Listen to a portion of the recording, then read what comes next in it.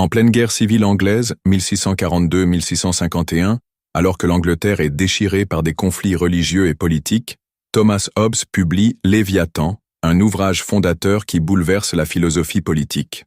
Son titre, emprunté à la Bible, Job 41, Psaume 74, évoque un monstre invincible, une métaphore du pouvoir souverain capable de dompter la nature anarchique des hommes.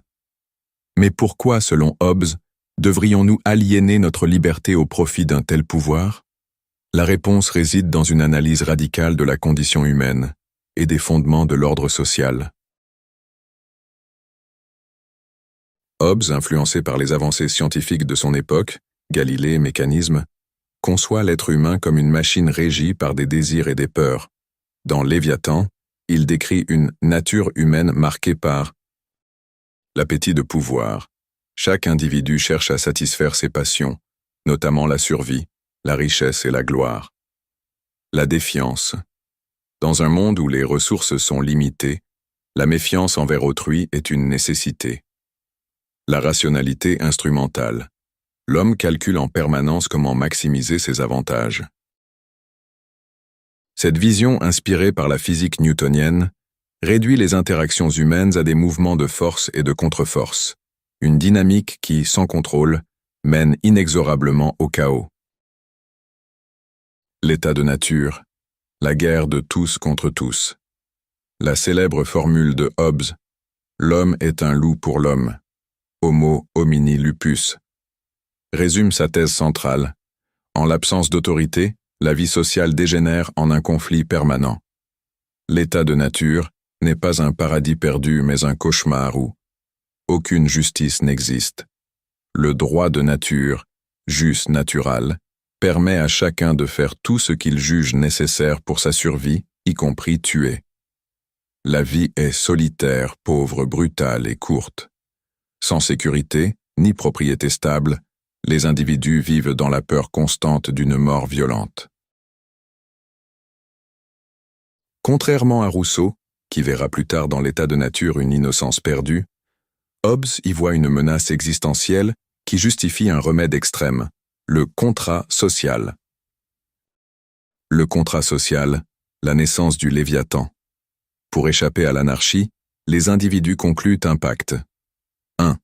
Renonciation collective aux droits naturels. Chaque homme renonce à son droit illimité de se gouverner lui-même. 2. Délégation totale à un souverain. Ce pouvoir absolu et indivisible est confié à une entité, un monarque ou une assemblée, incarnant la personne artificielle de l'État. 3. Obligation d'obéissance. Les sujets doivent se soumettre, car toute rébellion risquerait de faire basculer la société dans le chaos.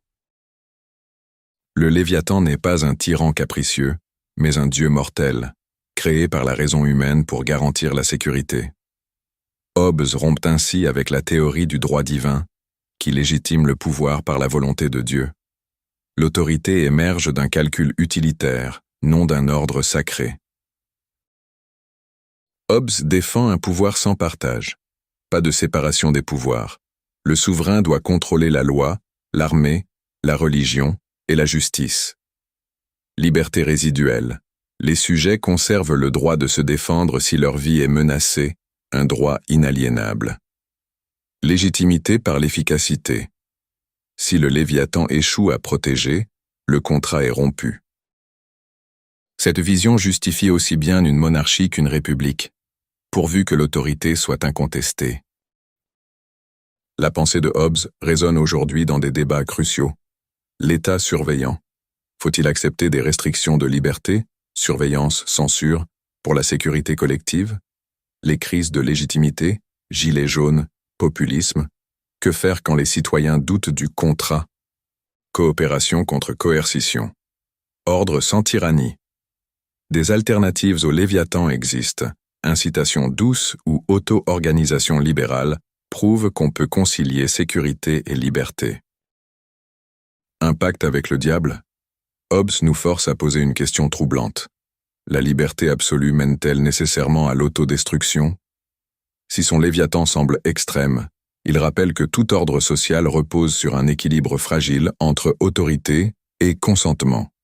Dans un monde de crise, climat, pandémie, IA, son œuvre invite à réfléchir. Jusqu'où sacrifier nos libertés pour éviter le chaos?